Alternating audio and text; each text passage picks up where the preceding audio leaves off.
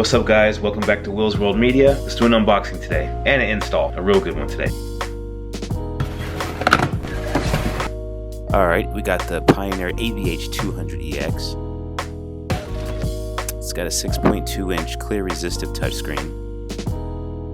It's got 3 RCA pre-outs, 50x4 with loudness and subwoofer control.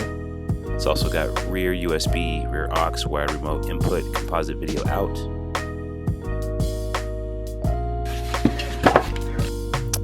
Here's the mic, here's the harness, there's also a USB cable. I'm gonna go ahead and use my Gary box here to test this and see if it works properly. Let's go ahead and get it plugged up. We confirm that the stereo works. The first option is choosing the language. Okay, I did get it into the car, but this particular kit is not working. I did manage to get my mic set up. Okay, so I got another installation kit. This is the Scosche HA1703B.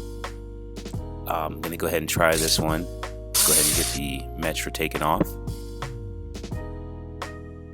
Okay, so I got it plugged up, installed back into the car, and I ran into an issue with the stereo not being able to play video while the car is in drive. And I usually like to have that option. So what we're going to do is install a switch. I'm not sure that'll work, but let's give it a shot. My little Gary box also died in the process.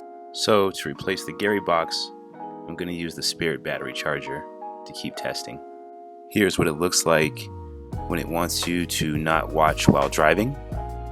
So I got to a point where I just grounded a really long green wire and it was working, as you can see. But as soon as I got it all plugged up into the car, even with the green wire grounded, it still didn't work. So let's get back to this switch install.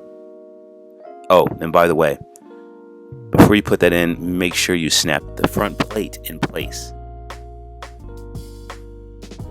Okay guys, while I plug this up, I wanted to point out a couple things. This particular stereo is capable of screen mirroring, and you need these 2 cables to get screen mirroring working. I'm not going to go this direction because the price of these cables are kind of not worth it at this point, but I just wanted to point that out, that this stereo is more than capable of doing screen mirroring. Okay, here's the first switch that I bought. This one didn't really work out that well because the switch doesn't stay in place. As you can see, it toggles. And here's an example of when I had it in with that particular switch.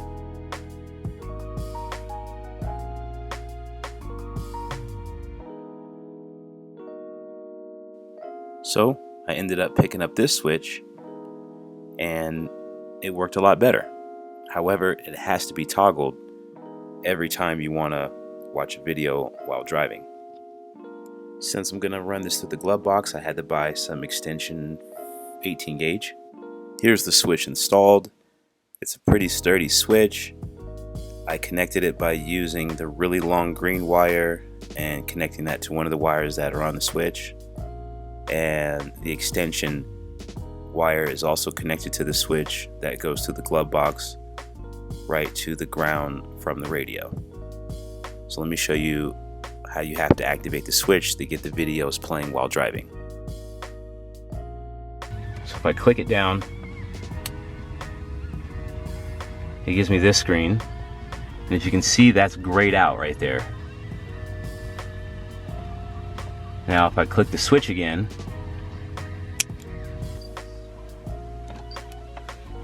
now I can play it. So one more time, it's in the off position, click it on, and if you notice, that little OK box is no longer grayed out. Okay, let's get everything back into the glove box. Here's the 64 gigabit thumb drive, aux cable, and the switch.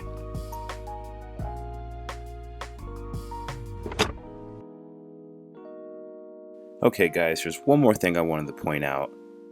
This Scosche kit also does not fit perfectly. I tried every mounting point you could think of, and it just doesn't fit. If you go to Amazon, where I purchased it from, you look in the comments, there's tons of people ranting and raving about it.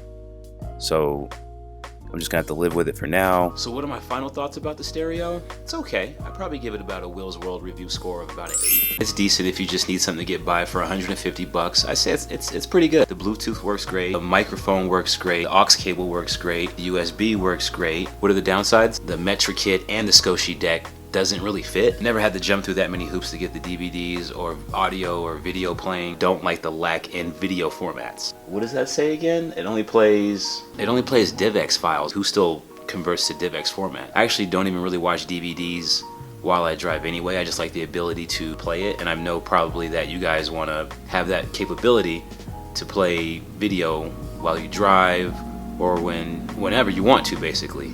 Do I recommend the AVH? I think so. I recommend it, not in a Honda Pilot. Don't get it in a 2005 Honda Pilot. So I hope the switch thing kind of helped you out. It took me for a little run because I've never done a switch like that. I didn't think that'd be necessary. Go ahead and thumbs up the video, like and subscribe. Stay tuned for the next Will's World review, and I'll catch you guys later. Peace.